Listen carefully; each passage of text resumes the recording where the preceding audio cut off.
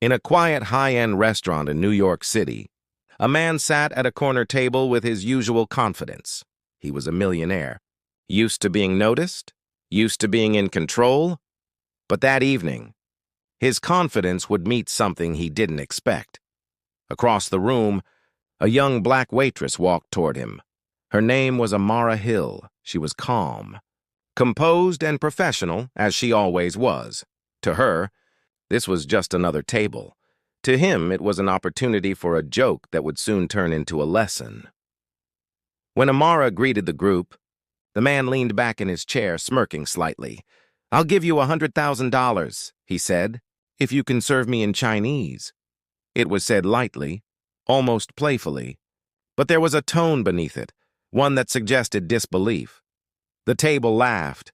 They didn't expect a response, but Amara didn't flinch. She simply smiled. Then, she began speaking in fluent Mandarin Chinese. Her words were calm and clear. She greeted him properly, asked how he was, and offered to take his order. Her pronunciation was precise, her tone effortless. The laughter faded. The table fell silent. For a moment, the millionaire stared at her, trying to process what just happened. Then, before he could speak, Amara continued, switching languages as easily as changing her tone. From Mandarin, she shifted to Spanish, then to French, then to Arabic. Her voice carried each language with grace and confidence. She spoke 9 languages in total: Mandarin, Spanish, French, Arabic, Swahili, Russian, Korean, German, and English. When she finished, she smiled again, and in perfect English she said, "Would you like still or sparkling water, sir?" The room was quiet. Then the guests began to applaud. The man, his name was David Langston, was speechless. He was a successful investor known for his bold attitude. But that night, he had nothing to say. He reached into his jacket pocket, pulled out a checkbook, and wrote a figure. He slid the check across the table. "I keep my word," he said softly. Amara looked at it for a moment. Then she shook her head. "Thank you, sir," she said. "But service isn't about money. It's about respect." She left the check untouched and walked away. The story could have ended there, but someone at the table had recorded the entire exchange on their phone. They didn't mean to make it public. It was just a moment they wanted to share with friends. But within days, the clip spread across social media. Millions of people watched the calm, composed waitress speak 9 languages while a table of executives sat frozen. Comments flooded in. People were amazed not just by her skill, but by her grace. She didn't try to embarrass anyone. She didn't raise her voice. She simply showed what she knew. Amara's story quickly became international news. Journalists found out she wasn't just a waitress. She was a linguistics student pursuing a doctorate in international communication. She had grown up in a multilingual family. Her mother worked as a translator for an international agency. Her father was a historian who taught her that every language carries its own history and culture. By the age of 12, Amara could already speak 4 languages. By university, she had mastered 9. To her, learning languages wasn't about showing off, it was about connection. She once said, "When you speak to someone in their language, you're speaking to their heart." Meanwhile, David Langston faced a wave of online criticism. People accused him of arrogance and disrespect.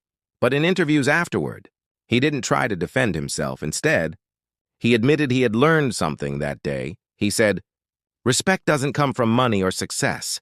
It comes from humility and from listening." The moment between Amara and David became a larger conversation about respect, bias, and hidden potential.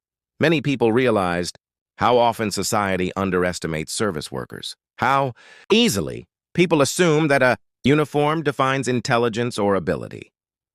Professors and cultural experts discussed the video in classrooms. They used it to highlight the importance of linguistic diversity and cultural respect. They reminded people that multilingualism isn't just rare, it's a sign of deep discipline, memory, and empathy. Even large companies took notice. A few weeks later, Amara received offers from universities and international organizations. 1. global consulting firm offered her a scholarship to finish her doctorate and a job as a cross-cultural communication specialist. She accepted quietly, saying she was grateful but surprised by all the attention. For her, the viral moment wasn't about fame or proving anyone wrong. It was about reminding people that kindness and humility matter, no matter who you're speaking to. The restaurant later released a short statement saying that Amara had always been known for her professionalism and calmness under pressure. Her co-workers described her as a reminder that every person has a story you can't see, and for David Langston, that dinner changed the way he looked at people. He later returned to the restaurant, this time privately, to apologize in person. Didn't bring cameras, he didn't bring friends, just a quiet thank you. He told Amara that she had taught him more in one evening than years of business meetings ever had. She simply smiled and said, "That's what language is for, to help people understand each other." The story continued to spread online for months. Clips of Amara's voice, switching effortlessly between languages, were shared across platforms. Teachers used it as an example of global communication. Parents used it to teach their children about respect, because this wasn't just about a waitress surprising a millionaire. It was about how quickly we make judgments and how easily those judgments can be wrong. Amara's composure reminded people that confidence doesn't need to shout. True, intelligence doesn't need to prove itself, and respect costs nothing but can change everything. Even now, years later, people still reference that viral video, not because of the offer of $100,000, not because of the shock or embarrassment, but because it showed something deeply human. It showed the quiet strength of someone who didn't need to win an argument to make a point. It showed the power of humility in the face of arrogance, and it showed that knowledge spoken softly can be louder than pride. In a world where people often judge by appearance or status, Amara's story is a reminder to pause and listen.